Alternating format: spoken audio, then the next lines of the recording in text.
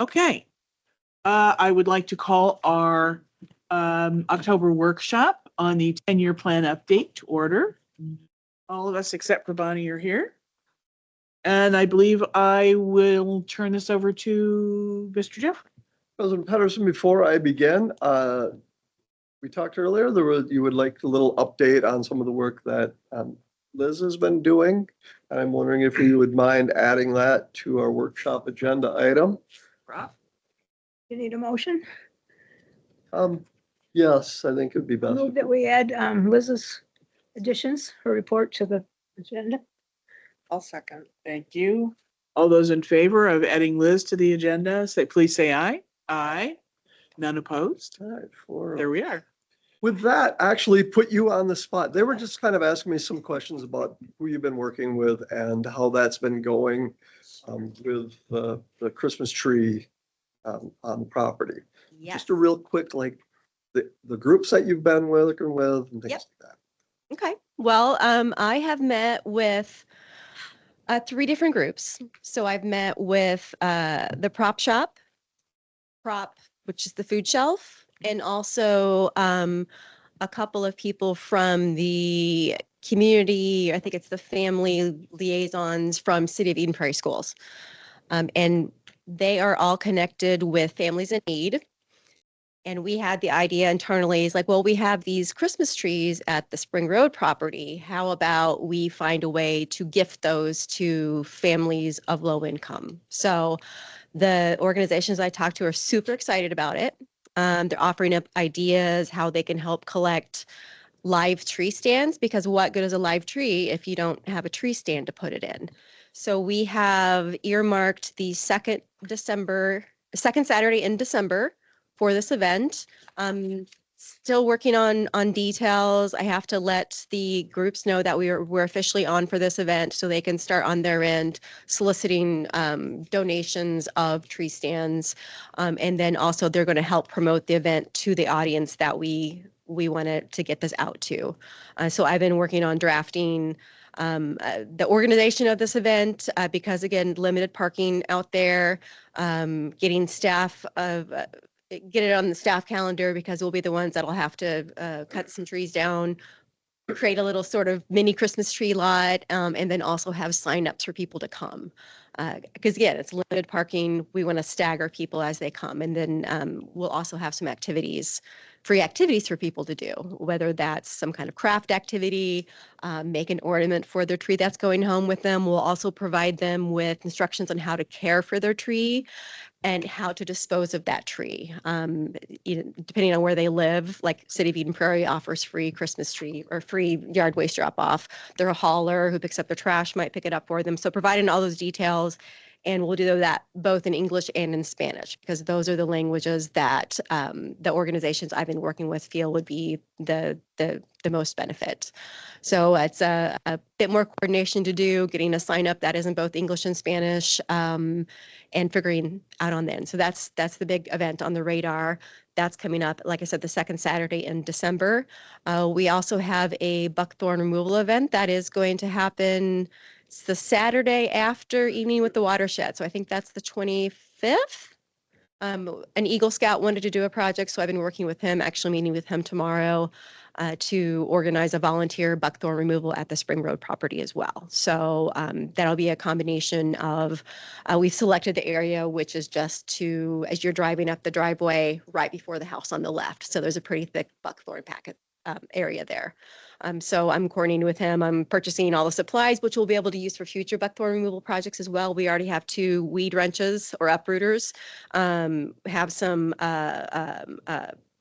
herbicide daubers that people can use for cut stump treatments, some mini saws, some loppers, those types of things, gloves, safety glasses, all of that. So we'll be doing that. Like I said, it's the Saturday after the Evening with the Watershed event. So those are the 2 big events on my radar.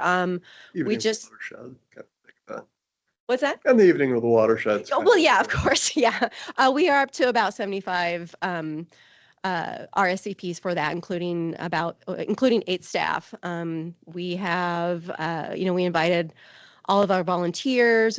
we invited elected officials, we've invited city staff, both those that we work with frequently, like water resources engineering staff, as well as those that have been on our steering committee were also invited. It should be a lot of fun. The venue is gorgeous. We were there was that last week, Dylan, to talk about how we're going to set up the space for both the social hour, which is on the lower level, and then the dinner, which is on the upper level. And if the weather's good, we'll have a bonfire out the back, be able to open up the back doors. We'll have a cash bar for people to socialize with. Otherwise, we'll be providing a buffet style meal with couple different main options, vegetarian option and a chicken option, a bunch of sides. So Dylan, you're going to show him your appreciation for the fine selection of foods that we're going to have. That evening, like I said, is a social hour. We're going to have some display boards up or exhibits for people to look at, gather some input. We'll have a presentation talking about the work that's been accomplished over the last 10 years, things that we're hoping to do move forward. And really just also highlight projects that have been done within the district, not just our projects, but as well as cost share projects. So we've got Scott Anderson from the Reserve Association is coming. He doesn't know yet, but he's going to be recognized for all the work they've done out there. We've got someone likely coming from Pax Christi to talk about to represent them for the work that they've done at their habitat restoration, and then recognize a residential shoreline project as well. So yeah, it'll be a lot of fun. And So is there a dress code? Black tie?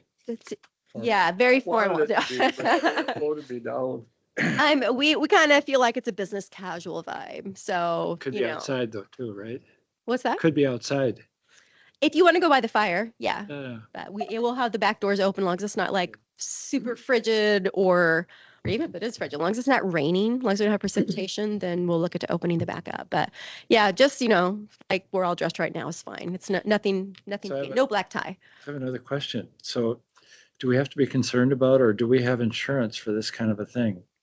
We haven't had these kind of events For before. insurance, I have a call in the League of Minnesota Cities to see if our policy, we do have insurance on that property. It is included in our overall policy. So I'm Okay. seeing if we need a rider for that. Mr. Welch has put together a waiver for the volunteers to sign. For the buckthorn event, yeah. So we are working through liability issues on that. I did talk to the underlying property owners today as well. Good. Yes. Those sound good. Years past, we've done evening with the watershed. Never thought about the insurance part of that. Oh, no, for the volunteer Yeah. part, the Christmas tree. On the land. We do have That's to what- show Oh, proof the of Christmas tree thing. insurance Okay. for the facility. Volunteer events, right? Right, on the land, right, since Yeah. it's more than just people just sitting there Yeah. eating something. They're going to be doing things with machines and tools. Well, so I want to be clear with the Christmas tree, we will be doing all of the harvesting. We will make the trees available for pickup. They are not going to be Okay. walking about on land, cutting down trees and So things it's like that. buckthorn. It'd be nice to give that experience to them, but I think there's just too much there. Buckthorn is a little bit different. Yeah, the buckthorn, we do have a liability waiver that's already been reviewed by council and approved, and so we are all set to go there. I know the city of Shorewood has weed wrenches available for residents to use. So I know they've got some, I'm sure the other cities that have one. City or of Eden two. Prairie has like Some 4 as too, well. yeah. So yeah, You they're need more. pretty difficult to use and might be even especially difficult. And it's a very full of It's a pretty buckthorn space. dense, Yeah, it's pretty sort of- dense. That's the word I was looking for. So So it's not the baby one. It's not the juvies. yeah. Yeah, they it's- don't work really well. Yeah, this is a mix, and fully we'll mature. set age requirements, like you have to be 18 to use the herbicide dauber. You have to be at least, I was thinking probably 14 to use some of the smaller hand tools, and then anyone younger can help bring people tools or help drag buckthorn or something, those types of things. So, and I expect it'll be a lot of Boy Scouts from this the person who's working on their Eagle Scout is it'd probably be a lot of his buddies, I expect. But we have it on our calendar. It's live as of today. On all the information's on there. And I sent out an e-blast to our volunteer email list as well. So This is so fun. We actually get to like do something. Yeah. It's great. Yeah. Super And, great. and invite you all to come as well. It's, I think, from 10 a.m. to 2 p.m. Drop in whenever. Got to sign that liability form to participate, and we'll have drinks and snacks. And so, yeah, it'll be a good time. Madam President, Yes. not like that you don't have enough on your plate, but are we still thinking about going to Shakopee to the cultural center? at I'm all? reconsidering that for next spring. There's just so much going on this fall. Okay, well, that's what I wanted. That's been okay. difficult, and we'll plan it like 6 months in advance just so we can get on everyone's calendar. Right, So yeah, I pushed it back to the spring just because that's fine. I've As long got as a we're gonna lot still going do on. it. Yeah. But we will get there for sure. Absolutely. Any other questions? Henderson, I have a question for you, putting you a little bit on the spot. As it sits right now, the presentation is going to be myself, and then they'll be presenting awards. But I'm wondering if you would like to make opening remarks, just welcoming people. Whatever you would like me to do, I'm Okay. very happy to do. I think it would be meaningful to have the president Yeah. welcome people in. rather than- So I get back into town the previous night about 6, so maybe I might want to talk to you about what you'd like next week. I'll Okay. call you Okay. and we'll chat. I'm thinking just kind of a welcome and we're glad you're here type of thing. Sure. Yeah. Sure. And we might also have managers draw the names for our raffle. Yes, Yeah. yeah. Wow. Do I need to dress up for that? Do your best Vanna White. Your Vanna White outfit. So this is on the 23rd, correct? Yes, evening with the watersheds, October 23rd. Thursday night. Yeah. Mhm. Yep. 5:30 social hour, 6:30 dinner. Okay. It is not an open bar. Yeah, cash bar. You have to bring money and buy your own alcohol. We do not pay for alcohol. Okay. Any other questions, comments? Hearing none. All right. So we are still going through the 10-year plan update. We have now had 3 meetings with the steering committee, 3 meetings with the steering committee. And we have some survey results as well. So we would like to go through a similar but not the same exercise as what we did with the steering committee on third Thursday in September. But before we do that, Ms. Forbes is going to kind of go through briefly the results of the survey. Yeah, and this is just highlights of some of the results, not all of the results. These Okay. are the results that we shared with the steering committee at that meeting last week. And so the survey closed yesterday. We have a total of 147 responses, and I was hoping for like 100. So I think we did pretty well there. You can go on to the next slide. The summary results I'm showing you, this is from September 15th. I haven't updated yet for the last 10 responses that we have, but honestly, the results are not going to change that much with those 10 additional responses. So, we asked a lot of questions. If you've taken the survey yourself, there are a lot of questions. And this is just highlighting some of the responses. So most everyone that was taking the survey had already heard of the watershed district. And primarily Eden Prairie and Chanhassen residents were the ones to fill out most of the responses. And that's with Eden Prairie not even helping us promote the survey. I think it's just from our various contacts in our social media. And then City of Chanhassen did help push out the survey. So they got us a good number of responses. And then Minnetonka as well pushed out the survey through their natural resources bulletin. Okay. Most of the respondents are over age 50. And then they stay informed. 75% of them stay informed by city emails. So this will really help inform how we engage with people moving forward, is, getting as much as possible cities to collaborate with us. And obviously some cities will be more responsive to that than others. On that note, didn't you recently get in contact with both Chanhassen's and Eden Prairie's communication people? Not Eden Prairies. I met with the Chanhassen Communications Department. They have a new communications director. I met with him and then the 2 other communications staff, and then also with Joe Seidel as sort of ambassador to us. And they're very excited about collaboration with us. So that really bodes well for us there. And then certainly with City of Minnetonka, the natural resources manager, Leslie, and her staff, Christine, are also very willing to help us with any of our future events. And at our last steering committee meeting, Kristen Larson, who's with Carver County WMO, mentioned that it would be good to focus our efforts together where we can. So I think it's one of the many things that are coming out of these steering committees is these opportunities to collaborate with other agencies where we're doing redundant exercises for time. So who did you say? Did you say Paul or who did you say? It was Kristen Larson Oh, okay. who was at it. Yeah. Yeah. Paul, I think, is back to wearing many hats again at Okay. the WMO. They keep putting more on his plate. Let's go to the next slide. So this is just a summary of, we ask people what kind of outdoor activities have they participated in the last couple of years. You can see almost everyone does walking or hiking, so they're getting outdoor in some way. And from there on, you can see the rest of their results. I think that, I don't know if there were really any big surprises there. I certainly think this again helps inform like how we engage with the people. What kind of activities do we offer during Creek Week and other times? What interests people? I think what's interesting is it seems pretty consistent with the survey results from our original plan, the wetlands, the passive use of our resources as opposed to the more active, high power motorboating, et cetera. So. Well, I think it's interesting that I guess 54% of people do nature photography. So to me, that says, oh, wouldn't that be fun to do a workshop and help engage people?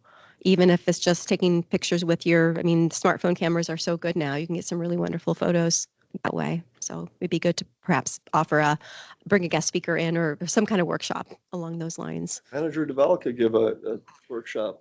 There we No go. kidding. We've got our. No kidding.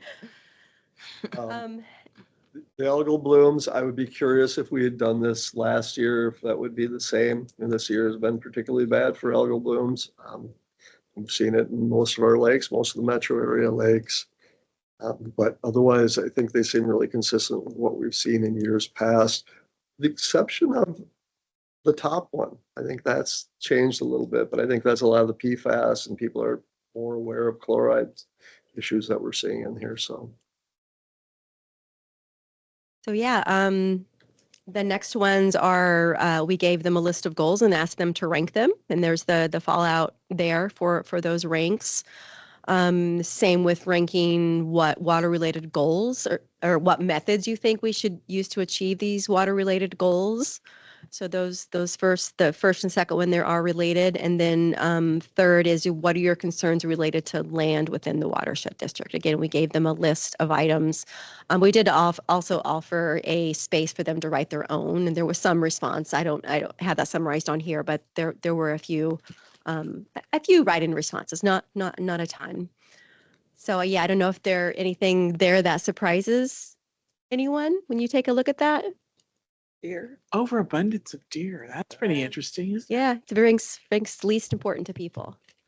Which, so yeah, again, that's where, we see education playing a role is it helps people understand the damage that is done by an overabundance of deer.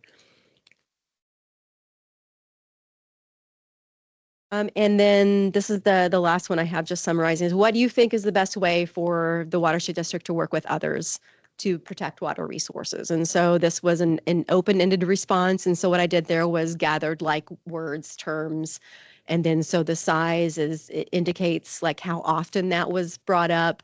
Well, really that's it. It's just the size is just indication of how frequently those words were mentioned in the responses. what I think is interesting in this, and it reflects on what I've heard from the managers as well as what we've heard from the steering committee is, the collaboration and education. It wasn't as big in this one, and regulation is much bigger than this than it was in the steering committee. But the education incentive, the collaborations, the early planning, we've been consistently hearing that from all audiences, regardless of who we're talking to, which I guess isn't surprising. I thought it was interesting that a regulation is good size, Yeah. but enforcement is Tiny. But, yeah, Yeah. have it's like- regulations, but don't enforce them. Yeah.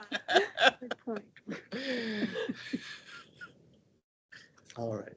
Okay, and again, that's just the highlights. I have a Word document with much more in-depth summaries, and then we'll, move forward from there. And we do have intention of doing some more specific surveys. I know we specifically have mentioned city officials, elected officials, sending out surveys to them to get their input as well. So the thing about our plan, our engagement plan is really one, this will help inform the next step that we take.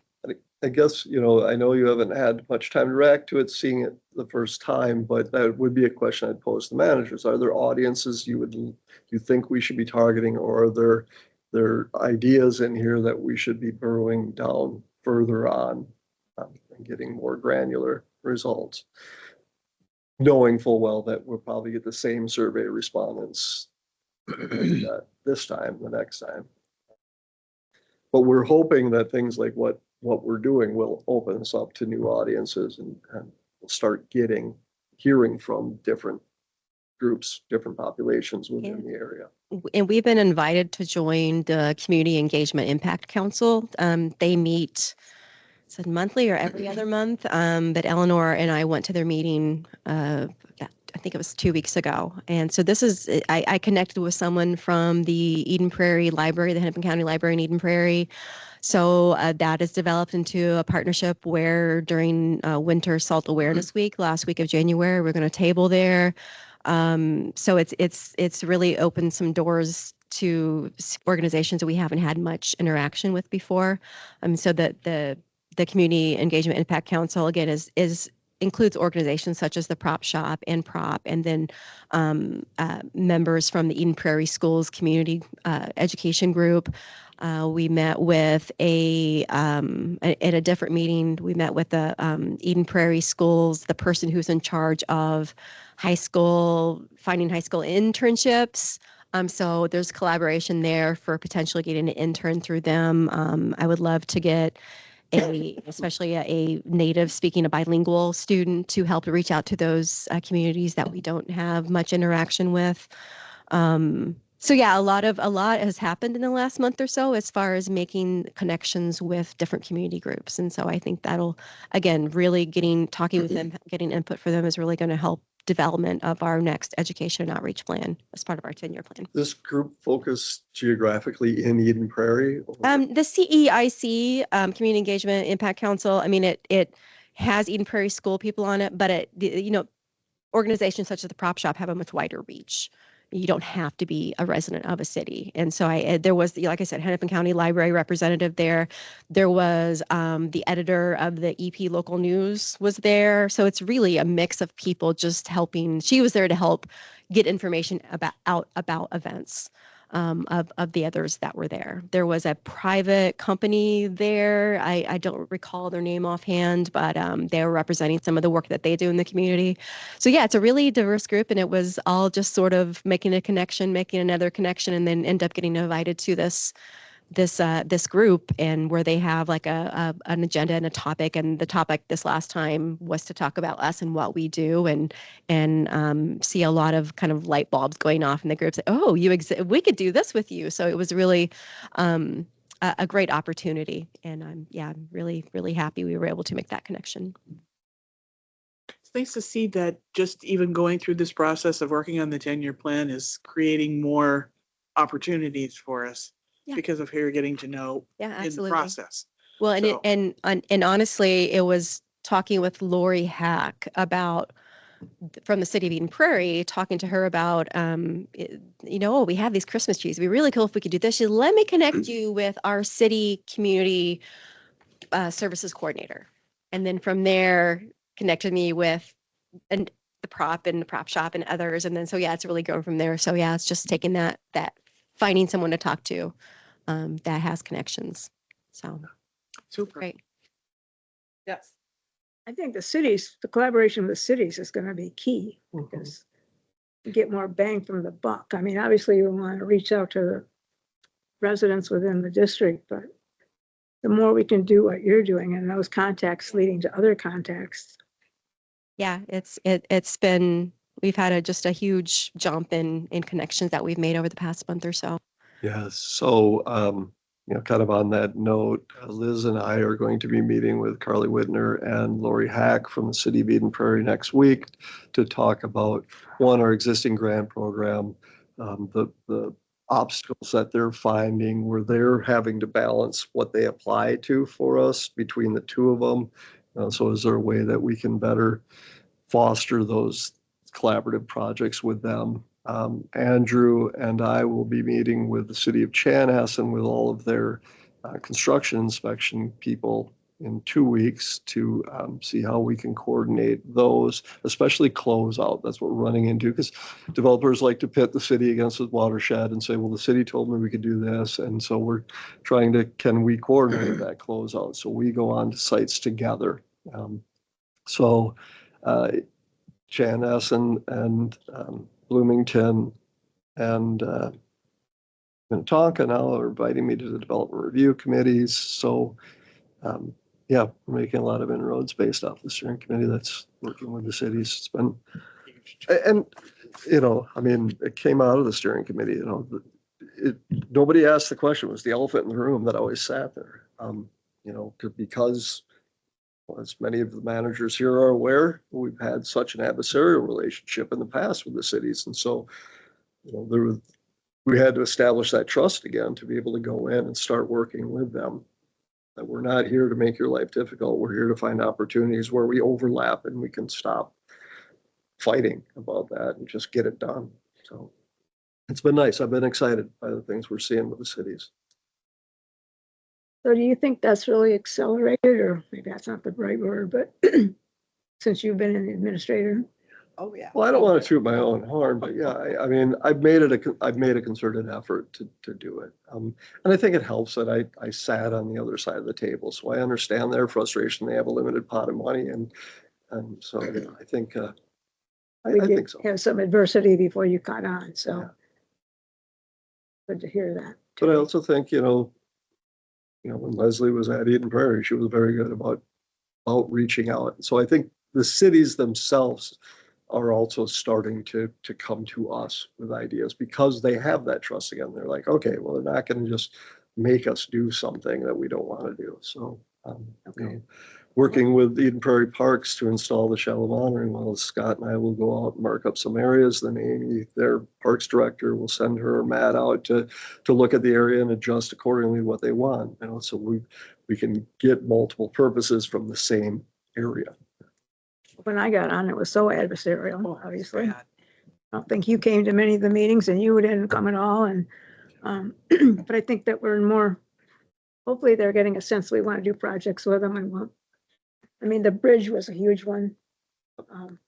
Well, it was worse before you were on. Yeah. It was a lot worse. Well, I reached out to you guys right away, but Yes. nobody else was, I could tell. So it's been getting incrementally better with every administrator. Good. So. Well, it takes time to build the trust back, so. Well, I think that that group of managers we had in from Chanhassen, with the redoing downtown, I think they commented a number of times with the back and forth we had with them at the meetings before they were coming up with their final draft of what they were trying to do. I mean, they mentioned that many times during and after the meetings, I think. So that must filter on back up. So I stopped by Chanhassen city offices yesterday for a meeting, and the city manager and the community development director both grabbed me and thanked the district for what they had done to help them get all of that done. So yeah, it has trickled up. So that's at the council level. Well, it's what would be my level up there, Okay. yeah. But yes, I mean, They're still at the mercy of what, yeah, but, well, they have the council's ear, so yes. okay, good. All right.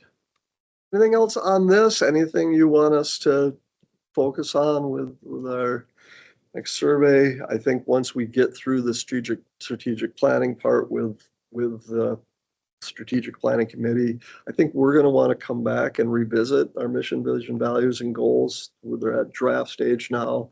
So I think we'll want to revisit that and move forward. Okay. with that, we had the discussion. This one right now, I really want to do it as a popcorn, just an open dialogue, because one of the things I heard from the managers, from all of you that were here for the last several years, is that we don't have this opportunity to just have an open exchange of ideas. And it's a shame that we don't meet more often and that we can't have email threads, these are the questions that we posed to the steering committee. We didn't do it in relation, I'm pointing to my screen, which does use zero good, but we didn't do it in relation to the three legs of our stool. But I wanted to do it a little more that way with the managers so that we could focus more on our risk and our weaknesses and our gaps as they relate to our different programs that we have. So we are in a newly emerging political environment. We have newly emerging pollutants. We're at pretty much the end of the major development phase of most of our cities. So a lot of things have changed since we drafted the first 10-year plans. But what I want to identify is what are the risks as they relate, and I'm leaving risks open-ended because you might see different risks than I do. I know when I talk to you, the managers individually, there are things that you all have concerns about. Some of them might be directly related to natural resources. Some of them might be administrative or funding sources or, other things. Basically, what are our weaknesses? Where are we vulnerable? Where can we not? What would impede us from moving forward in the next 10-year plan? So with that, I don't want to give you my ideas because I have a lot of them. I want your ideas. I don't think you want to hear mine, so. I do want to hear them. Tom, I know you have a lot of thoughts on this. You're the one that I think of when I think of, other ancillary things that can impact us. Funding, big one. We don't know, if we become more and more reliant on our levy, what happens then? We can't raise our levy 10, 11, 12% every year. And even though we have the ability to do that, if everybody else is stressed, we're going to stand out like crazy if we're pushing the envelope and trying to do that. So even though we have that, what the right word for it is, but the ability to work that into our annual budget, if it falls too much out of line with what's going on with the cities and the counties, it's not going to work. So in essence, I think we're going to be connected to the environment, even though we have more flexibility than some groups, I think. Yeah, I mean, they're even seeing that at the city level where commercial property is more vacant. So now they're having to rely more on residential taxes to fill the gaps. And, I can see us seeing we're more residential focused. Like, we don't want to be overtaxing them any more than we already are. So I can definitely see that's an emerging problem. And that's where like a cost share project can Yeah, help them feel like they're getting some return on their investment, hopefully. yeah. I mean, you And look around town, we have a lot of huge commercial properties right up on Technology Drive. Really? drive through this, Yeah, it's probably 60% vacancy in this complex we're in now. Manager Crafton, you might be able to speak better to this than I can, but I know, for instance, the Bowser funding for the Clean Water Fund is considerably smaller the next 2 bienniums, which means and more people are applying for that same pot of money. So the grant funding, even just at a state level, we're not talking about the trickle down from a federal level, we're seeing less and less of. I think that's an opportunity to build relationships and just leverage other opportunities. I mean, where you've got citizens like in Minnetonka where they're friends of the parks and they're coming out and they're doing buckthorn bus. I think they're maybe I'm just overly optimistic, but I think people want to get involved and they want to do something. So what, maybe we just have to shift a little bit to something that's more So would, participatory, involves, but still leverage programs and support programs within our cities. so would, if I were to turn that around the other way, would you say that's a risk that we don't have right now? We aren't utilizing a diverse enough group of citizen or Yeah. partners? I think, I mean, when you look at any legislation we've ever passed, like the Clean Water Act or the Clean Water Land and Legacy Amendment, or that all was driven by people, residents of the states. It wasn't government handing out, oh, we're going to do something great for water. It was all driven grassroots. So I think people are looking for something they can do and participate in. I guess for me, though, what I don't think you want to hear is I'm in a whole different frame right now. And I've been talking to people at Bowser commissioners and that with some other people that do water policy for the state legislature stuff. So, but I think there's an opportunity to go beyond regulation and really take a look at some stuff. So it just depends on whether that's the direction you guys want to go. But I know as we look at permits and we make decisions, it's troubling, the decisions we've been making. So are there things we can do to make things better? Would you mean beyond regulations? You mean like find different ways to incentivize other approaches, or what do you mean by beyond regulation? Okay, so I brought a bunch of stuff as well. So I met Jim Stark up in Duluth a year ago at the Bowser Summer Tour. And I came off sounding like I really was knowledgeable because I had participated for quite a while in the Great Lakes Coalition. And so when they were talking about lamps and AOCs, and I knew all that stuff and I could ask really good questions and where the progress was, what they were doing. So anyway, we kind of have this very unofficial relationship a bit, but he hooked me up to the Groundwater Protection Act, which was written in 89. And then there were 4 people that authored a white paper on that. And it was like, so we met. He arranged a meeting. So on September 19th, we all got together and it was like, they were looking for feedback on their white paper. And I was looking for feedback on how do we get groundwater into our 10-year plan? Well, as I got into their white paper, it's like, they don't have a clue about infiltration. They don't know anything about soil health. They're talking around the need to protect groundwater up the wazoo, but they don't know how the ecology works or any of that. So it's like, it was just really weird. So I ended up giving them The Hidden Half in Nature, those books from David Montgomery, each one of them.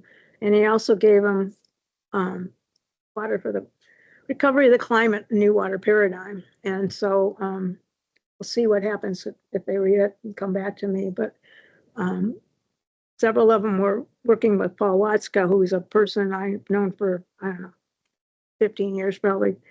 He was part of the Minnesota well owners group that they started down there through the nitrate testing. And he's been an Isaac Walton member for a long time. That's how I got to know him. But I called him up and I said, Paul, I know you're meeting with Jim Lundy soon. I said, these people don't seem to have a clue about the ecology. And he said, they're not farmers. They don't have a relationship with the land, so they don't get it at all. So,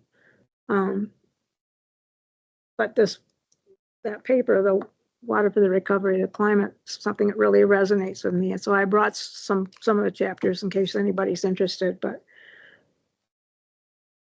I think our water policy is not focused on, the BMPs are taking us downstream to the Gulf, and we may be stripping out phosphorus and total suspended solids, but there's a ton of other stuff that's going in there. And where I want to focus is not here, but in my world, I think some of the politics is driven because of all the polarization that we've got going on. And some of that's between rural and urban areas. And I think there's a space for us So what I want to do, I'm going to meet with Jack just till next week, but what I would like to see is, you had access to that. I don't know if you still do at Chanhassen, but where all the pipes are Yeah. and where things dump. And I would love to see a picture of all of that. And then if we could actually build a resilient landscape, if we could have more native plants so that we actually have infiltration and transpiration, and we're supporting species and we're supporting multiple things, but get that water cycle back on track. And so, I mean, one of the graphics in this paper is the water's going downstream, it's going to the oceans, and the oceans are rising, and the groundwater is depleting. So are there things we can address to do more if we're helping to build resilience on the landscape? And the comments I heard before, which was why I didn't think you'd really want to hear from me, was a little bit dismissive about my relationship with Gabe Brown and whether we can actually do anything. But in my life, since I joined the Isaac Walton League in '95, by 2 years after that, I was being mentored by people at the state level. So I've been involved in so many things where you just start and you just do it. Great Lakes Coalition, we got stuff into the Great Lakes Water Quality Agreement. I'm not as worried about the level where you are. I see you just find like-minded people and you come together. That's what I did with the Great Lakes Committee within the Ikes, was like, there were all these people. It attracts people that really are knowledgeable and effective. All I had to do was call the meeting to order. And they all just were well recognized in their states. So we picked a niche, which was ballast water treatment, and we went with it. So I want us not to be fearful to step outside of the boundaries that we've been in. Are there things that we can do, or can we learn? I mean, one of the things we've talked about is not reinventing the wheel. So when I was at that soil health school, it was just such an incredible experience to be with people that are so humble and so innovative, and they're retrofitting their equipment and they're doing all this stuff, and they're sharing lessons learned and ideas, and they're part carpenter, part electrician, part whatever, engineer, part scientist. They're doing soil testing. They're always trying to figure stuff out. But the thing we're learning from soil health stuff is that water is just one of the cycles. You've got nutrient cycles, you've got energy, which is photosynthesis, you got the diversity. If you don't have all the diversity above and over and under, there are these systems that work concurrently. So it's not like we're going to sequester carbon in the ground. Carbon is a cycle that's plants pull it out of the atmosphere, bring it into the plants. It's used in different capacities. Some of it's in the soil. Plants grow, and then but you've got water at the same time, then you've got transpiration. So you've restored the water cycle if you've got that going on. If we're doing stuff underground so there's no transpiration, how do we restore the water cycle? How do we make things whole again if we don't even want to look at that? So really what you're basically saying is we aren't setting up a model that's sustainable in any way. Right. That's really what you're Right, saying, right. is it's not sustainable. And they were focused on stable funding for groundwater protection. Well, yeah, where are you putting the money? Groundwater sustainability was one of them. That's why it was surprising to me that they're concerned about recharge, but they don't have a clue how nature does it. And the other one was water governance. Well, they're counting on one watershed, one plan to do stuff, or they're saying that's already out there. Which isn't gonna happen because everybody's fighting about that, talking about the polarization. No, that's not working. So I have pulled several things out of that. I wanted to share one more thing. Okay. So Steve Robertson represents the health department at Bowser. So he's been saying that he appreciates some of my perspectives when I speak up, which I always speak up. So this last meeting, I got talking to him about David Montgomery's Hidden Half of Nature, and I gave one to Sarah Stroman, one to Katrina Kessler, and one to him. And he recommended another book that's all about fungi running the world. But Katrina Kessler has been working with some people in Germany, so there's like a sister state kind of a relationship, but I think it's a municipality is what she was saying. But she was talking about the life cycle of products. Lord, we were talking about that 20 years ago, but she's hearing it from the Germans now. And so she's really interested. There have been 2 occasions when people within the tribal things, one was a Pennsylvania group of Ikes, mentioned her. The PCA commissioner in Minnesota is showing up for the tribes. So I'm seeing her grow and open a little bit. When I gave the book to Sarah, who sits right next to me, it was like, well, can I keep this for 2 weeks before I have to give it back to you so I can read it? And I said, that one's for you, Sarah. That's yours. So I'm seeing a whole different level of interest in looking at ecosystems and some of that. And I don't know how that's going to play out, but I want to make sure that if possible, we can embrace some of that where it's going to fit for us. I don't know, the thing I'm getting from what she's saying more than anything is we've siloed water into just these small little niches. Okay, here's where the storm sewers work and they run off into this, and we're not looking at it as it's just part of the whole ecological system. I mean, that's really what. But I get that. We have to have actionable items. Right. It has to be something we can act on. I'm not dismissive of it. I agree with everything you're saying. It's how do we take that and put it into an actionable item? So there are some points where we're just going to have to use surrogates in order to get there.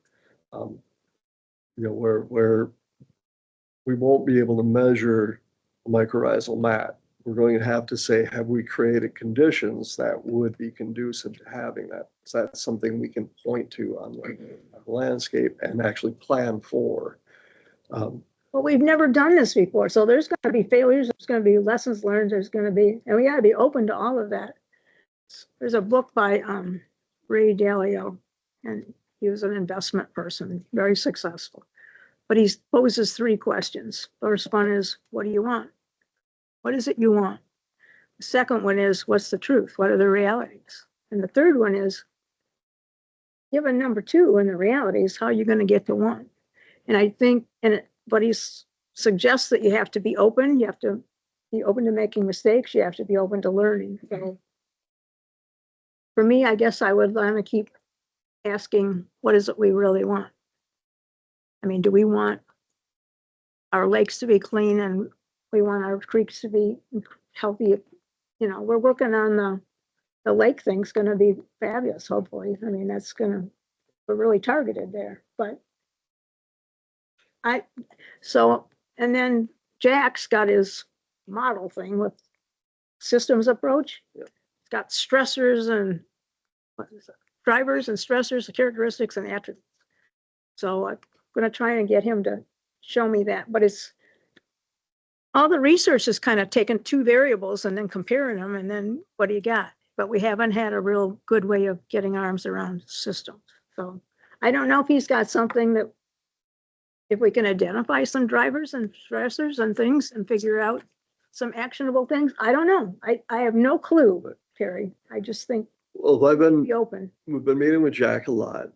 So what I am hearing out of all of this is the biggest risk is our aversion to risk. Right. I think so. Let's not be afraid. Let's try. See, I'm also looking at it from another perspective. I see the climate and what it's doing every single day with what I do in my work. And what's happened in the last 15 years is a lot, an awful lot.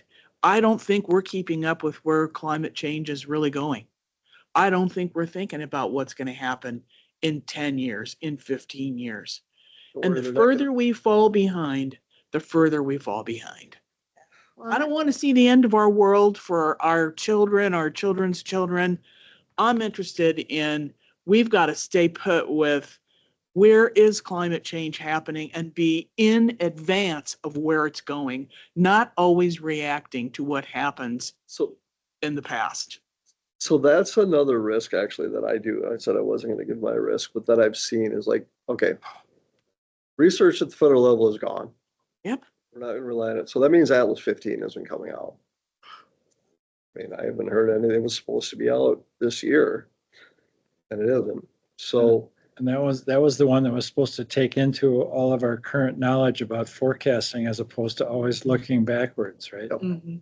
You And took it's us to been- the next step, though. You went beyond 14. Beyond 14, but 15 was going to take us even further. so we can, so I see that as a big risk. You know, I mean, we've never really liked the models that are currently used as it is. And then you take in the fact that the data being put into it is outdated or even conservative. And then where are you at? So I mean, I see that as a, Still want to sit down with Todd Smith and really have it.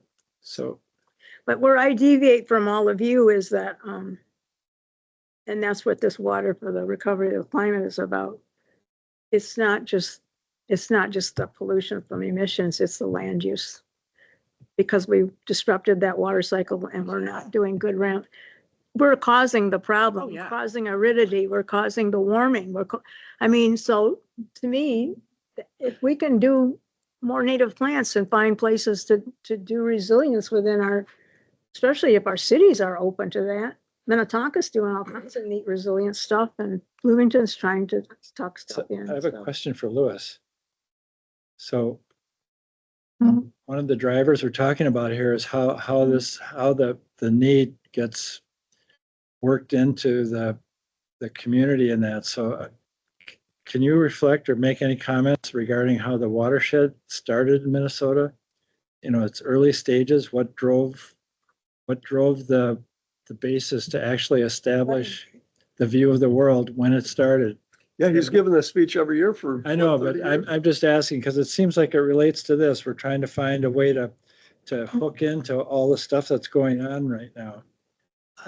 I do have it's a helpful question, and I'm gonna say a few things that then I'd look to Scott and Terry and everyone else to truth. But watershed is created because of flooding and the development that was happening in the 1940s and 50s was communities were realizing they had to pave their parking lots and create stormwater management systems. And essentially, the way you do that is to pipe and you send your water problems to the downstream community. And the downstream communities didn't like it very much and said, no, we should be managing water on a hydrologic basis, not a municipal boundary basis. And that's why watersheds are created. So in an era of. But it's horizontal though, not as Jill is talking about, it's not the vertical groundwater. It's not about the authority to manage and deal with groundwater issues is given to watershed districts, but groundwater doesn't follow those hydrologic boundaries necessarily. The one other comment I'd offer as you think about risks in the next 10 years and climate impacts, as upstream communities in our watershed will need to deal with flooding impacts, the natural tendency will be to hard infrastructure, the public works departments to be thinking about bigger pipes. That's how they will solve the problem to keep the roads less flooded. And those bigger pipes cost a lot of money, but they're also a clear engineered solution that sends the water to the downstream community. So in our watershed, we're kind of blessed with 3 different sub-watershed areas, and we don't have intensive problems of one community pushing water to the downstream the way many other watersheds struggle. Like Woodbury and Cottage Grove, like it's a nightmare for them. Minnetonka is upstream here. And so that might be one example. And so the response to taking everything that Manager Crafton is saying to me is to talk about natural systems and retention and restoring the water cycle and the ability to retain water upstream to take away the need to just rely on the big pipes. And so that can be a planning issue to think about in terms of how, and this watershed has a history of doing water management and creating great places at the same time. The Riley, recreation areas and kind of aligning that thinking. And so the watershed district can be a kind of a leader in the conversation about anticipating increased flooding. And the infrastructure we need might not always be the gray infrastructure, but maybe green infrastructure to promote more resilience and keep creating great places that also are retaining water. Before I get to Thank you. this survey, actually it speaks a little bit to what it is, but as I say, another risk, kind of piggybacking what Manager Crafton said and adding to Mr. Smith's comments.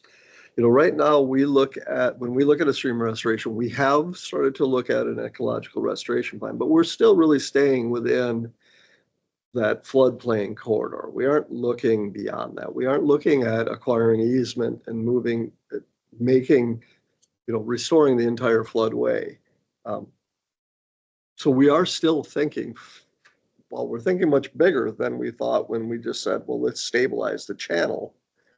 We're not necessarily thinking well outside of that box. So we are, and I think that fits into the risk aversion part, because we know, Scott and I know, and Lewis knows that it will take a lot more lifting to get additional property, to buy easements from people, because they're looking at it as what we might expand one day. We're going to want that property. Even with the work we're doing now, the question I always get is, well, will that be permanent? Is there a buffer there now? And what I can point to is the shoreland rules. You wouldn't be able to develop this area anyway because of the shoreland rules, which is only 50 feet from the center line of creek. So that's all we're really looking out ever is 50 feet either way.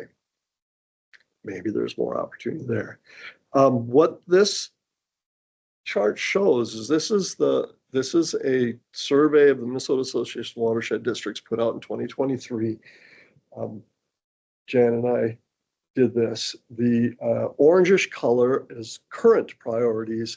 The blue colors are the priorities that were in the original plans of the watershed district. So it was drainage, water quality, and flood control, primarily flood control. Yep. And as you can see, habitat and ecosystem, 7 different districts talk about it. Groundwater protection, AIS, climate change resilience have worked its way in. So I don't know what 103B and D has to say about this, but watershed districts themselves are recognizing that we need to be pushing that envelope out a little bit.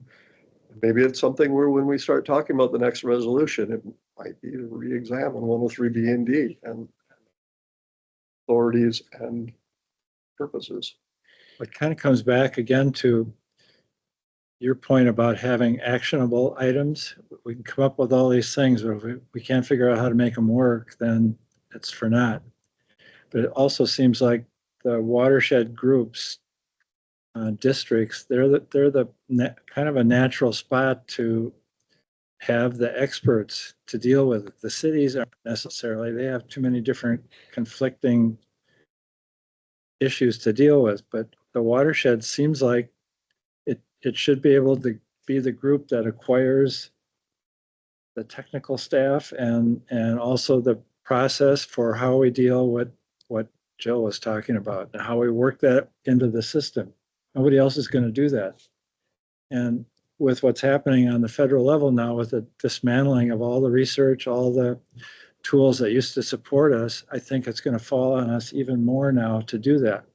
So I think on all these different points, I think we have to have very open eyes, and we have to not be afraid to take risks. I think our cities have some pretty neat, pretty knowledgeable people in their public works department, if not. They do, the but natural they're vying for, they've got a different constituency, I think. And all I'm saying is that we have a natural basis, I think, to deal with all things water. And our boundaries cross these different jurisdictions. So And watersheds are uniquely positioned because we're small enough to still be nimble and reactive. where you're funded well enough to actually do actionable things. We cross political boundaries.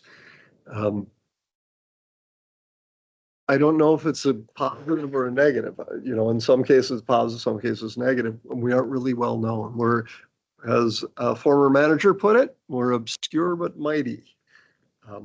So yes, I would agree that we're in a unique position that other agencies don't necessarily have.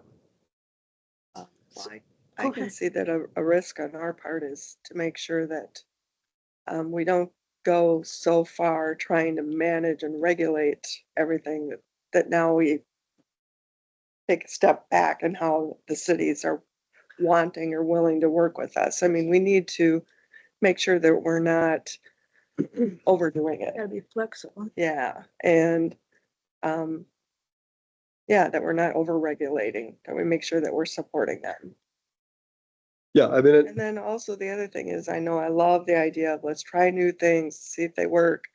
But on the other hand, we have to be fiscally responsible too, especially now that I think in the next couple of years, we need to tighten our belts and that type of thing. So, we do, and we will be, but you know, my beef with government the entire time I've been in it is just that nope, we can't spend the money because if it doesn't work, then everybody's going to look at us and point their finger that it didn't work. And that's one of our questions, what projects have fallen short. And I think there's lessons in them that yes, can be, You as gotta long as find we that use the balance. lessons, it's yeah, we fine. need to find a balance. It's when we just say, we'll just toss money after it. Maybe we can have a research section of the 10-year plan. When Dan Shaw was here, 3 times he mentioned Jill's interest in the water cycle. That new property is a wonderful opportunity. So like when I talked to the farmer from Austin and he said his land can handle 5 inches in an hour. I said, how many species have you got? He said, I've got 5. So that's the kind of research. Can we figure out what kind of plants? And I mean, legumes are the ones that take nitrogen out of the air. But it's the microbes that put the nitrogen into a form that the plants can take it out. That's why we need to know more about the system. But the plants take carbon dioxide out of the air. Microbes again help with that. So can we just do some experimental plots to see how much just ecological retention can we get and put that into the plan in a way that we can measure those metrics. We can measure infiltration. We can measure how high the plants get. So another example is we got a soil health delivery grant coming up. We'll be voting on it next month, or maybe this month. Not this month, next month. Are they going to But anyway, tailor it to us? Because right now the soil health goes to outstate. We can't apply for it. well, that's been part of the problem at Bowser. They're so tight with the SWCDs and NRCS, but then you got to jump through hoops. So Olmsted County's been doing some really neat stuff. They've been really reaching out to farmers and working with them to get better conservation, better regen kind of stuff on the ground. So they came up with their own program outside of NRCS. They want plants, because I called down there. I said, so what do I need to know to vote on this thing? What do you guys need? Well, we want the plants to be at least 2 feet before somebody uses a crimper or whatever to take it down. And they're being pretty successful, and they've got a good relationship with their farmers down there. So I brought up that up when we had our first conversation about that in the grants committee a month ago. And Tom Guile and somebody else is working with some of them. So if you remember when we did buffers, especially the Red River Valley people screamed about the buffers. So they wanted an alternative practice that they could put in instead of buffers that would still supposedly accomplish the same ends. So that's what I was saying. Can we be open? I mean, they're doing good things down there. Are we hindering them? Can they come up with, you're giving them money, can we let them? They're the expert. They know their farmers. They know their topography, geology. So it sounds like Tom's working, they're going to put something in place that also can happen. So Nice. I think they're realizing they're opening up a little bit. So on the property, couple of people brought this up. So peripherally, federal research dollars going away. We have limited staff, so there's only so much we can do. So now we need to look for partners that we have the land, we have, so I think we need to start looking at, so we just recently got involved with the Natural Resources Protection Coalition, which is a coalition of cities and watershed districts and SWCDs throughout. I think we need to start looking at the Stormwater Research Council and seeing what we can do with them. So I think we need, going back to the risks, the financial risks, the capacity risks, there are things we can leverage, and I think we need to be getting at the table and doing that, and doing more than just saying, yeah, here's $5,000 to help you do your research, actually coming up with things to apply for those dollars and put it into practice on our land. Well, Dan said they're gonna try to do more for cities and park and rec departments to get some of It would be these. nice to see that, because what I'm feeling is that a lot of what's going in to watershed knowledge is for the largest expanse of land within our state, which is agricultural. I just don't really feel like they really care a whole lot about what's happening in the metro area. They're thinking, well, most of our constituents and most of the land is there. And so a lot of the money and the funding and I just think that's the way it's set up in the legislature at this point. I don't really think they're thinking, gee whiz, how are we going to be able to have water for all these people who are going to be moving in from down south who can't live down in whatever climate they're in now, and they're all going to move to our metro area? How are we going to, where's the water coming from for all those? They're not thinking that. Well, if you got a water cycle working, you've got it. You know? It's all gonna go in data centers. They get all the water. Oh, there's that. Yeah. Are you getting what you want from us here? I wanted a dialogue. I wanted to Shut hear up. what was on your minds, what you think we are or are not doing, what our risks are that we're gonna. Another thing we have not talked about is looking at what we'd consider to be sensitive areas that really we should be looking at to be able to preserve, because it's cheaper to buy it and preserve it than it is to try to let it go to heck and then try to restore it at a later time. And I don't think we've really even looked at any of that in our district, have we? So that could certainly be risk. That's why I left it open-ended, what are, I guess that's the end of the slide You show. have to be strategic in where you did that. So, and that's one of the things, and we'll come to you later on with our thoughts on the grant program and how to maximize those dollars and get the most. I talked briefly about meeting with Eden Prairie next week and talking about it because, yeah, we need to be strategic with the dollars. They need to go to something where the return on investment is the greatest for it. All right. There's some top issues. Are you hearing any of this in the committee, your steering committee? So yeah, so we went through this with it. We don't have it all. Dylan did a really good job of putting it together, putting the notes together, but we haven't taken it into something to present to you yet. So next month we'll talk about what the steering committee has talked about. Their risks really focused on actual physical features in the landscape. The very last thing that you pointed out, that's where they really went in. They really looked at the lower valleys and all the erosion and everything that's going down in there. They looked at some of the larger namesake parks that people go to, the purgatory parks, the upper rec area, things of that nature. So they really focused on landscape features.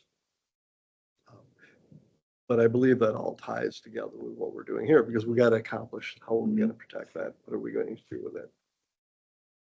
I think we've kind of talked about number two. But I would like to revisit groundwater again because groundwater, we can look at it in two ways. Well, we can look at it in a million ways, but we can look at the deep aquifers, the Mount Simons, the Figs, and everything, which we will have limited influence on. We can think about it, but we'll have limited influence on what we can do for the real deep recharge. But the wells you're putting are gonna give us an indication. Yeah. Right. But when we look at, when we look at the near surface, so the drift aquifers, there we can have a significant impact on. And that will have an impact on all of the other things you talked about. Stream flow, the water cycle, the flora and fauna in the soil, et cetera. Groundwater is one of those things that I don't think I'm being unfair when I say we've tiptoed around it as a body, because we don't really know what to do. So we really hope that through this study, once we get those wells in, we can start identifying where,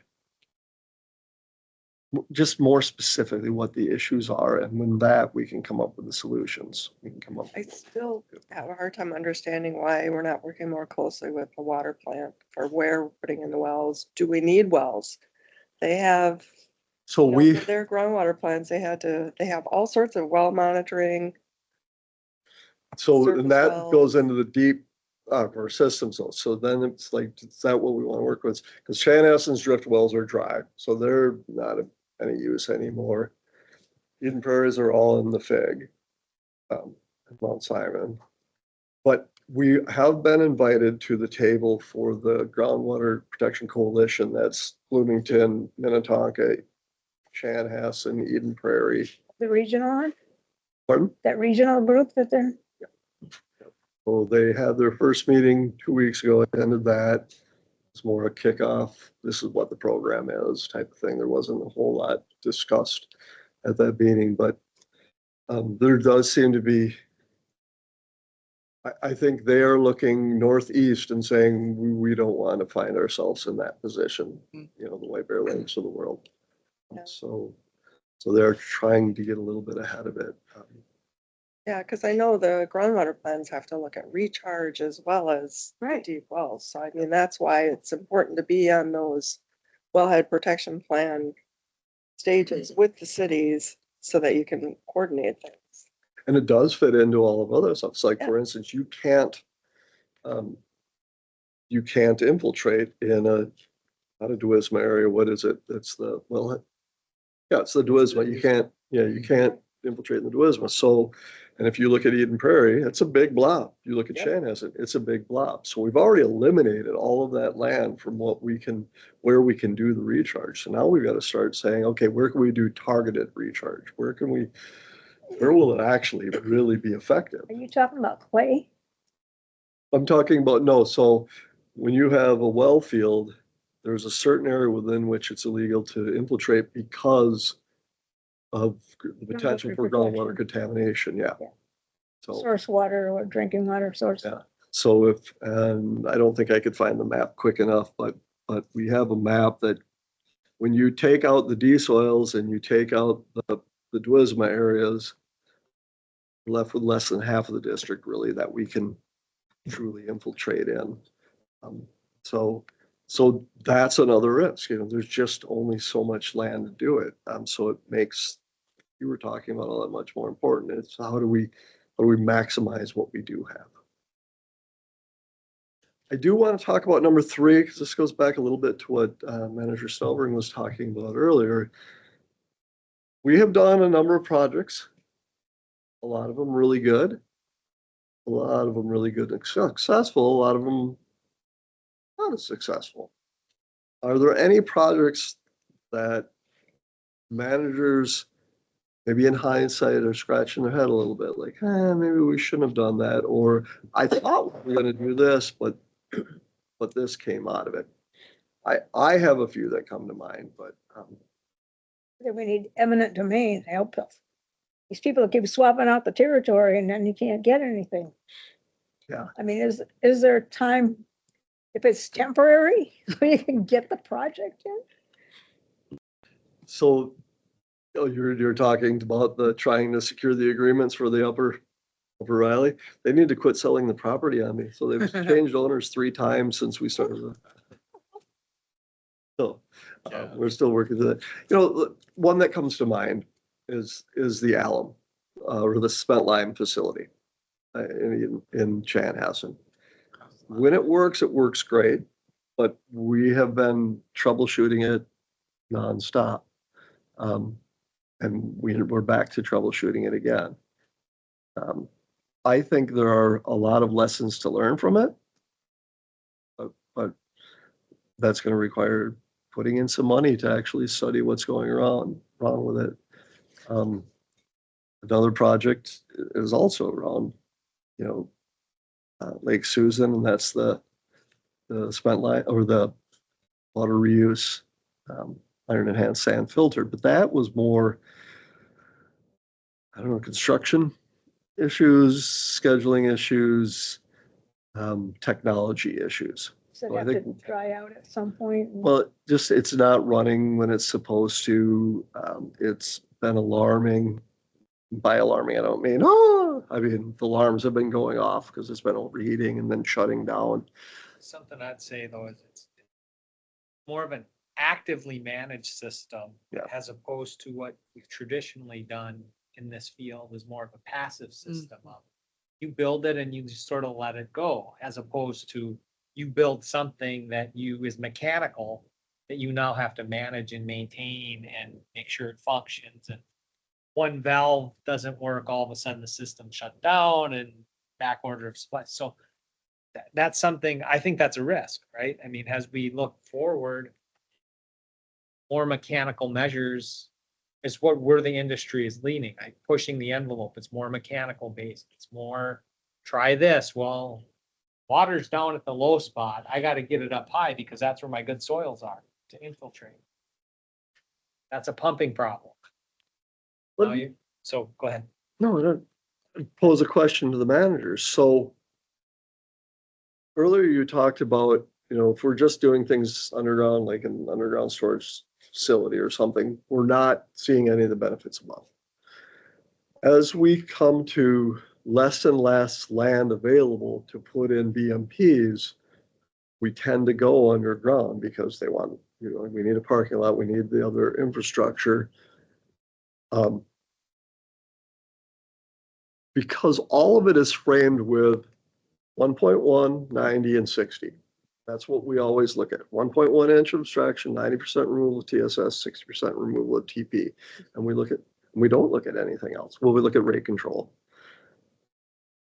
Is that a risk?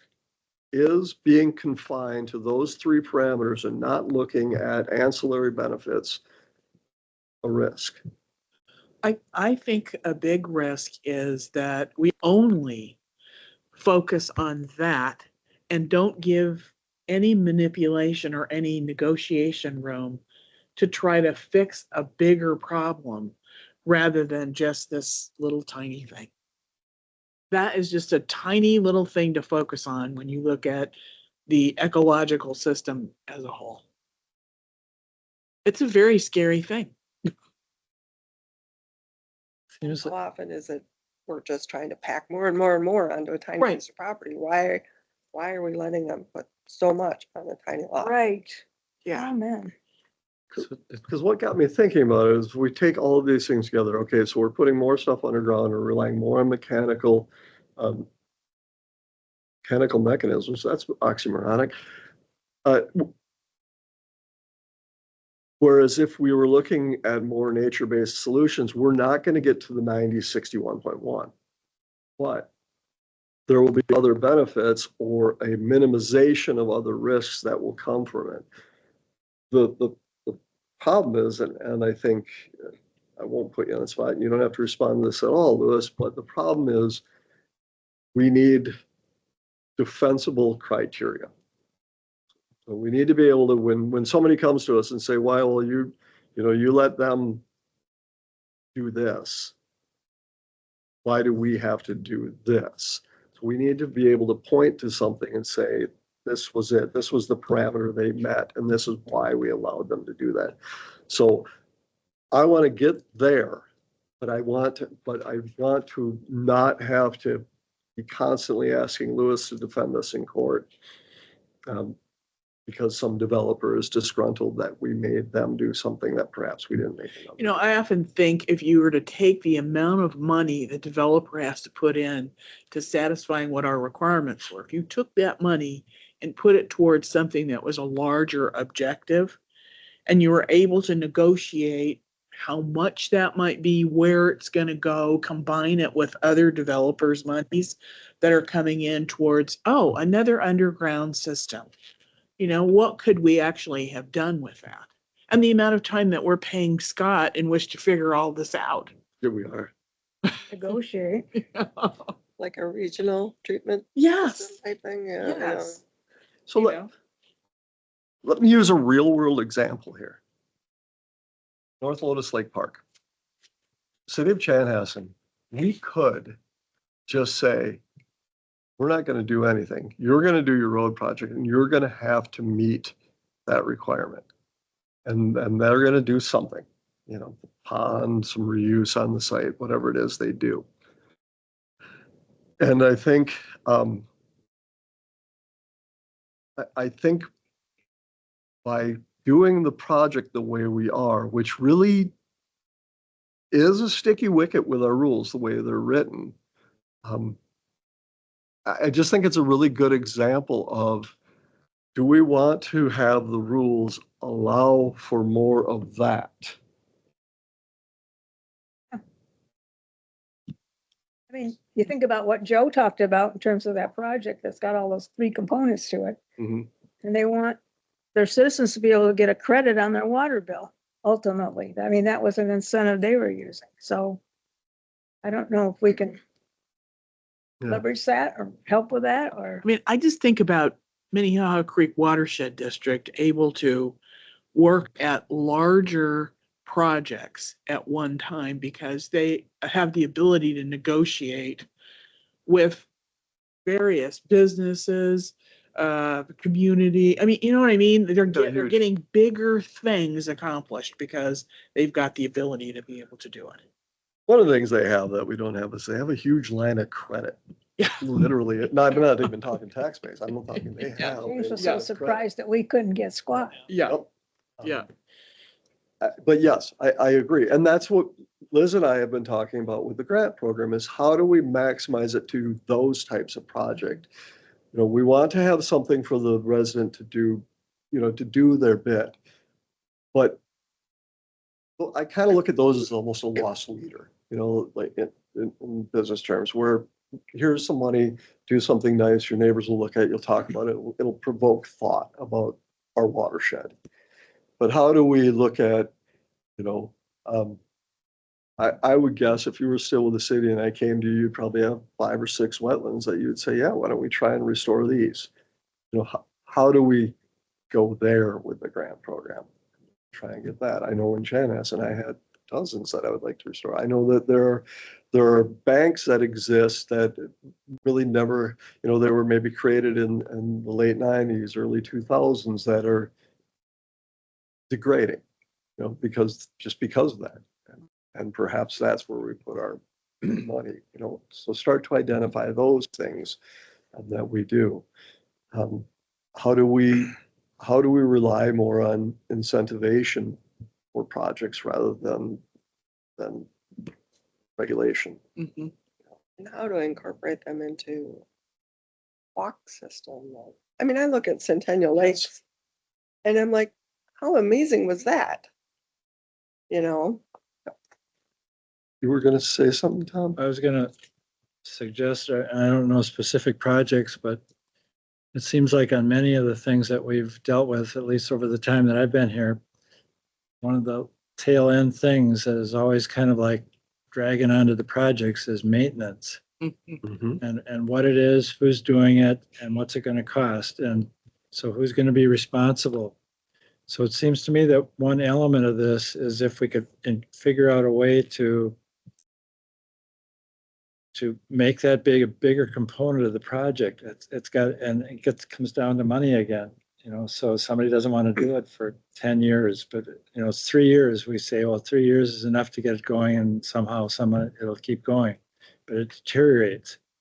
So if part of what we do is require a long-term view of maintenance of whatever it is into the deal, that it starts to force developers to think differently about maintenance. And so maybe that starts to marry projects together, where you get something that's going on in an area here, and one one developer has got this thing going and, yeah, we're going to take care of it for 3 years.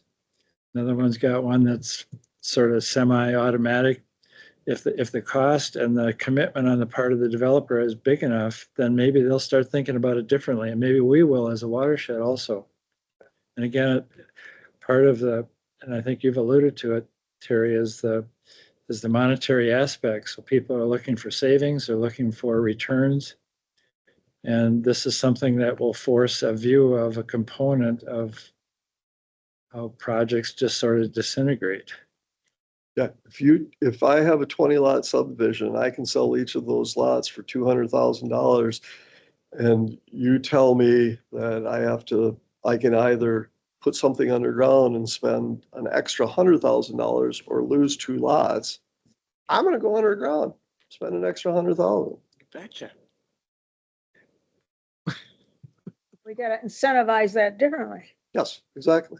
I wish there was a way we could incentivize the cities, because really they're looking at what their tax base is, and the more lots they have, the more taxes they're going to be able to collect. And so instead of seeing a single family residence be on a 1 acre lot now, we're seeing many developers come in and saying, hey, I'm going to put 3 houses on this lot. And that's a whole lot more taxes than you get off of one residence. I don't know how to answer that question, but clearly there's a pull for the city to think, how am I going to make more of a tax base out of what land is that I have, either to redevelop or develop for the first time. It's really, in my experience, it really wasn't that as much as people are seeing their land is worth this much.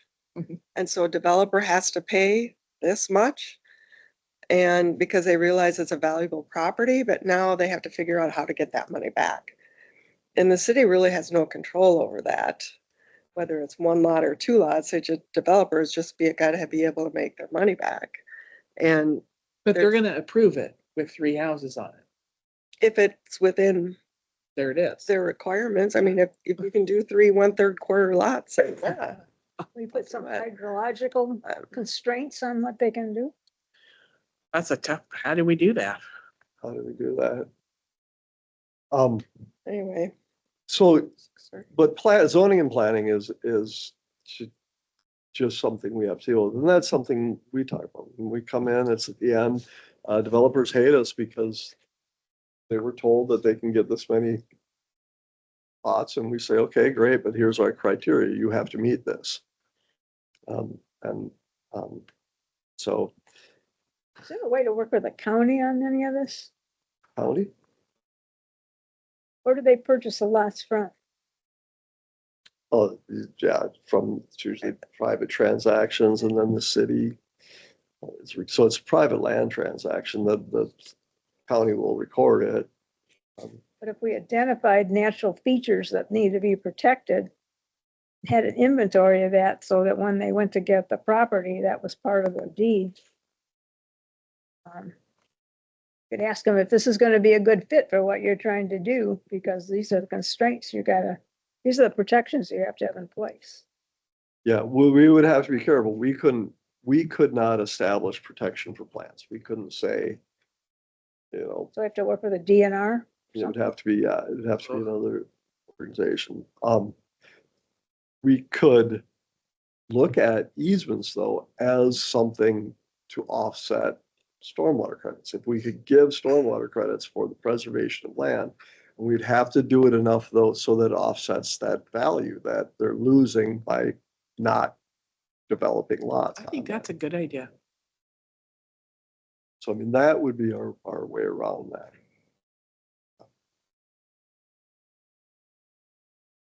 Okay. Partnerships process is broken down. What partnerships do we have? That's it. The So Bear I think, Path Golf, I was like, wait a minute, what are you talking about? the Bear Path Golf Course people. oh yes, that was a huge, boondoggle, bear path. Thank you. And not, Sorry to bring it up. no, that's fine. And that one was really interesting because not only did we have the Bear Path Golf Association, we had the Bear Path Homeowners Association. And it was the HOA that I think really became the biggest It's a biggie. At one time, they wanted us to replace all the roads if to get access and, yes. Right. I Yeah, ride that was by a- golf. That wasn't happening. I've never seen anybody playing golf. Never seen anybody. Well, it looks good off of your window or patio. But I do think the end product was good. It was just a very, We re-meandered part, right? Brainerd, we've got a lot of floodplain restored. We've got a lot of natives in there. We get a lot of comments on it. I think overall it was a good project, but that was a very tough partnership. How long did that take? Pardon? How long did that drag on? It wasn't too long. Once we got it going, it was okay. It was arguing about the maintenance agreement and recording it. That was one of those though, and actually this would be a good place for an attorney to interject. This is one of those where a design build would have been a much better way to do that project. I think it would have gone a lot smoother because we were trying to set all of the parameters in stone right from the get-go, and it didn't work with the way a golf course wants to manage. They're like, oh, we'd like to play this dog leg left here, or we would like a little more rough in this area. And so if we had that flexibility, it would have been easier. But design build is tough to do, as I understand it, under public purposes doctrine. You kind of have to have, this is our plan, this is what we're building, and this is what the money is going towards. And then the maintenance agreement itself, where our easements are, where the declarations are. So, but yeah, I would have liked to do that design build. Scott might I have a not. tendency not to really think about what's broken down. I think more about the fact that we're working so much to improve the relationships that we need to have in order to go forward. I think more about they've got you involved at Chanhassen now with the builders and what projects that are going to happen. You've been invited. I mean, that's really where Yeah. change happens. Yeah. You've got that with Bloomington now. You said they're inviting you to take. Yep, Bloomington was the first one to invite us. Need to get on the Eden Prairie one Want to get that, yeah. every Thursday, 2:00. So, yeah, I think it's less about, private ones. But private is something I think we're gonna have to do more and more of, so I'm thinking of Bluff Creek Golf Course, lower Bluff, there are 20 escarpments and near creek ravines that need to be stabilized. The Klingel Huts property is about to develop. That's on the west side of the creek on Bluff Creek Drive. That's where that huge, I don't know if you've ever looked at the aerial photo, that's where that enormous escarpment is. That's larger than 1 acre in size. And this is one where, kind of going back to a number of points that were put on, not knowing, not having that inventory, not having that, where does developable land remain? Where should we be looking at to get out in front and talk to the current landowner about being involved in that development process, kind of what James does at Minnehaha Creek, where he's meeting with them up front and then being a partner in the whole development. But then that gets into the regulatory, but if they have to meet our regulatory requirements anyway, we can't really put funding towards it. So it's, how does all that play together? Pay for what's in excess of our. So we put our requirements way down.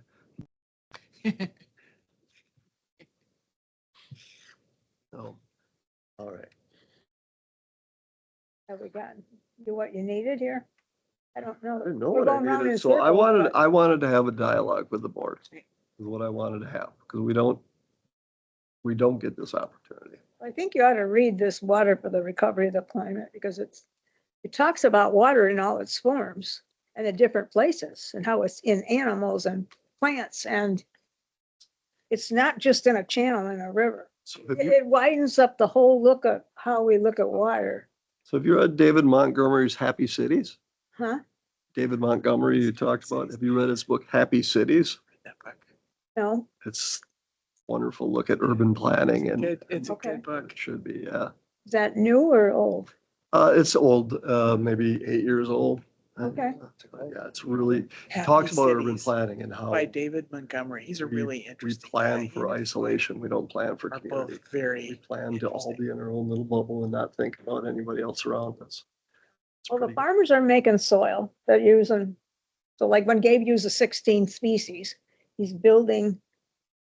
I mean, when he takes something and he compresses it, it goes down 50% because of all the air holes and the water pools. So, and there's just, so if we could build something on top of what we got to do better water Yeah. retention, I don't know if, how we, well, you can just take some and compress it and see how much was in there. Yeah, I mean, we can do bulk density. That's, and that's But I what, think we're gonna have to do that. We're gonna have to build as part of the ecology. We may have to try to look at that. It's a challenge, because like 40% of the watershed is turf grass. correct. And of that 40% of turf grass, who knows how much of it is just sod rolled over clay. It's changing. I think I'm seeing that happen a lot. Yep. There's a lot of change happening there. Yep. A lot more rejection of, I want sod. So, we have like 20 minutes. Yep, we do have food. I don't know what Dylan got for us tonight, but he's always Little break. fantastic in his cooking. So, in the kitchen. There And, you go. help yourself. I'm trying to make my yard be zero runoff.